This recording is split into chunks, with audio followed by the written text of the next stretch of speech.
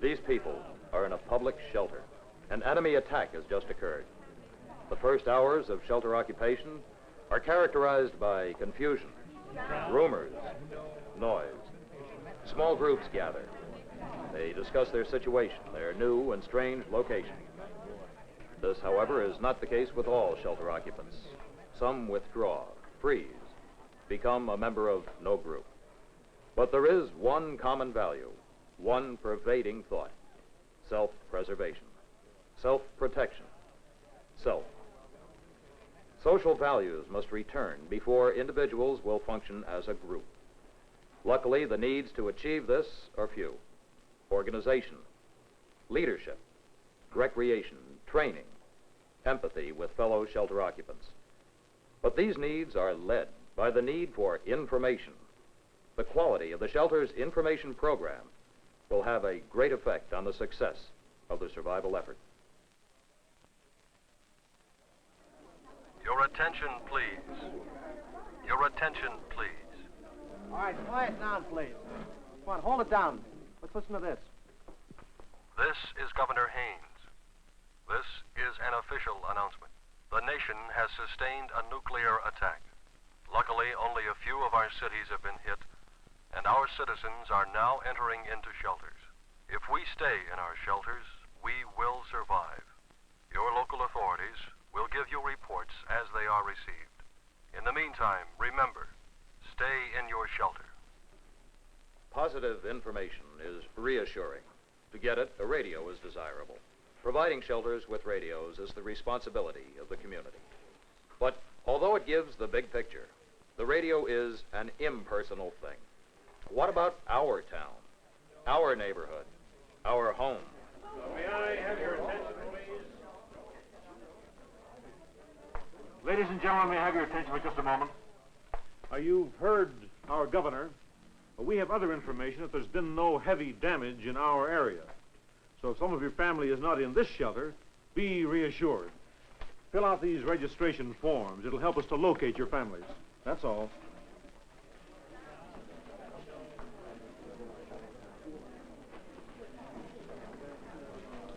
Evidence of informed leadership helps to establish control of the shelter quickly and to hold it. A major source of information for management is the control center. The control center provides the manager with operations information not given over the radio. Some of this operations information may also be used as general information to further inform the shelter occupants at the discretion of the manager.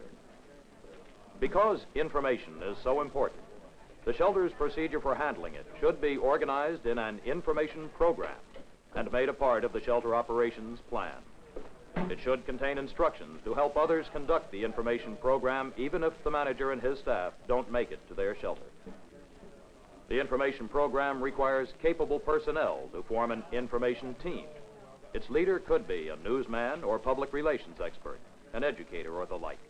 The number and qualifications of his assistants will vary with the size and layout of the shelter. All should be chosen for their understanding of people. Once he feels safe in a well-managed shelter, a shelter occupant's concern for self quickly gives way to concern about his immediate family. The information team should be prepared to cope with this demanding need. Your attention, please. We're in contact with Control Center downtown. They report that all shelters in Fairview have been occupied according to plan. All children have gone safely into their school shelters. They urge that we stay in our shelter. Reassuring news about family can help draw distraught individuals out of themselves. Supplying information helps them start back to a normal condition of social awareness and responsibility. They will form spontaneous groups to talk out the situation, relieving pressure. But these groups lack purpose and organization. They must be given more information to help management build a close-knit shelter society for survival. As soon as possible, post a public announcement schedule. List the times that you intend to announce news from both outside and inside the shelter. This is similar to regular newscasts. It will give shelter occupants regular high points to look forward to. Urgent announcements, of course, should be made immediately. Just as in normal times, issuing the news is a critical responsibility of trust. The timely release of news and the preparation of the occupants to accept bad news when necessary are the responsibility of the shelter manager and his staff. Your attention, please. Your attention, please. As we expected, fallout is moving over the city. Radiation levels have not been determined as yet. Another information problem concerns the issuance of bad news. The public has as much right to know the unpleasant as the cheerful. Knowing just how to deliver it and how to cope with possible reaction is the essence of a good information program. If the manager believes that the effect on morale is serious, he must be prepared to offset this with positive instructions and information. The manner in which information is given is extremely important. Calmly rather than excitedly. Authoritative rather than confused. Giving both good news and bad. Keeping shelter occupants informed of outside events. Asking for ideas. Confiding serious problems. Will gradually draw individuals into a group with a growing morale and a willingness to cooperate. But as the group spirit develops, there will be ever-present forces that tend to divide it again. One of these is a familiar information problem, false rumors. There's a rumor going around. Some of them want to sleep in the other half of the room tonight because they say there's less radiation over there. Well, that figures. All of them tried to sleep over here last night. The rumor then was that only this end of the shelter was safe. The rumors are canceling each other out. All right, let's have Charlie set up a demonstration to prove that both rumors are just scuttlebutt. When they have the correct information, we won't have a problem.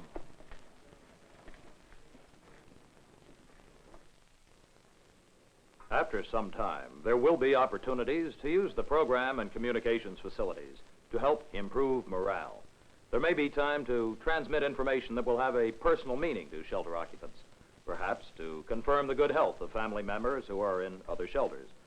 Important morale-boosting information of this sort should be compiled and transmitted during the slack hours to avoid confusing or delaying important official operations and general messages. Another information technique that helps increase the group spirit is to share personal news with the whole shelter. There will be many opportunities. Well, that about wraps it up for now. If there's anyone who has anything that he'd like...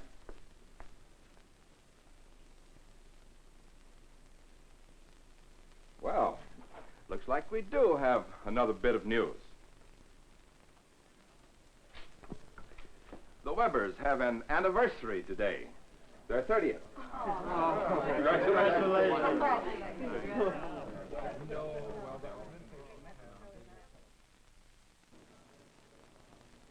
When the routine of existence has at last been established in the shelter and news becomes repetitious, life may become boring. Shelter occupants will ask, what do we do now? The information program should include ways to help solve the problem. It's comparatively easy to handle in individuals. Give them responsibilities. But for the group as a whole, the answer is organized instruction to further inform and orient the shelter occupants. The program should include talks on preserving health, discussion periods, safety instruction, special activities for adults and children, and other activities that underscore the need for tolerance, cooperation, and submergence of personal interest for the good of the group. If possible, personnel needed to direct these activities should be designated pre-attack from the community ranks of trained specialists. If more are required, they can be selected with the help of the registration forms from among the shelter occupants, school teachers, recreation and athletic directors, professional people, and church leaders.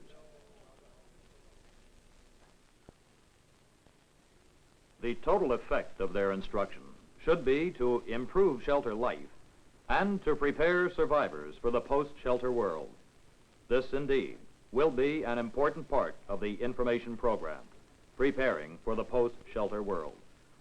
On those who survive will fall a great responsibility. reestablishing a normal way of life.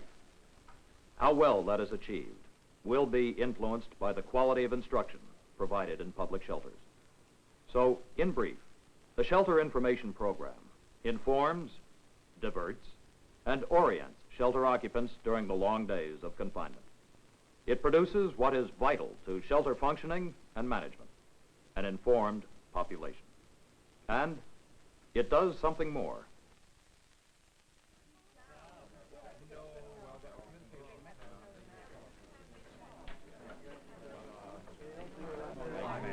Thank you, Doctor. And now, finally, to the matter that we've all been thinking about. Just when can we all leave the shelter? It has been several days. Radiation fallout has decayed, but there still is some radiation present. So as you know, the staff does not believe that anyone should go out. But some of you do. Now again, you realize that we don't want to hold anyone in the shelter against his will.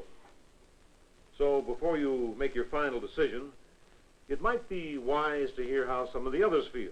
Can I say something? Oh, yes, of course, Mr. Mills. Go ahead. Well, I only got on the information team pretty recently. To be honest with all of you, maybe I just got on any team pretty recently. What I mean is, when I got here right after, I was kind of shook. I guess we all were. I didn't know what was happening. I felt closed in. I know none of us did at first, but it really got to me. Sure helped finding out about the kids, though. I got a couple myself, and that things were being taken care of. Look, what I really want to say is I want to go along with whatever these people, the manager and the staff, say. We could make a big mistake by going out Here is the something extra that a good information program gives. It helps replace self-concern and disorientation with concern for others, interest in the group, responsibility. More than individuals will survive in the fallout shelter. With a good program, society will survive too.